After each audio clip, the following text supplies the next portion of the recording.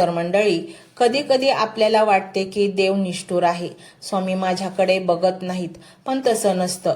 आई जशी बाळाला चालवायला शिकवते ना, थोडा वेळ त्याचा हात सोडते, जेणेकरून बाळाने स्वतः पायावर उभे राहावं.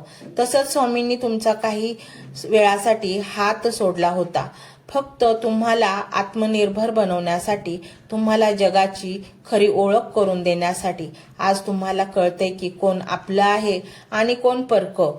हा धडा शिकवण्यासाठीच ती वेळ आली होती. पण तुम्ही पडला नाहीत, तुम्ही डगमगला नाहीत, तुम्ही श्रद्धा सोडली नाही. आणि म्हणूनच स्वामी या मंत्र रूपाने तुमच्या समोर आले आहेत, तुम्हाला कडेवर घेण्यासाठी. हा व्हिडिओ पाहताना तुमच्या मनात जे विचार येत आहेत ते स्वामीच तुम्हाला देत आहेत. तुमचे अंतर्मन सांगतंय ना, हो माझ्यासाठीच आहे. या आवाजावर विश्वास ठेवा. तुमची बुद्धी खोटं बोलू शकते, जग खोटं बोलू शकतं, परंतु तुमचा आत्मा कधीच खोटं बोलू शकत नाही. आणि आत्म्यातच स्वामींचा वास असतो.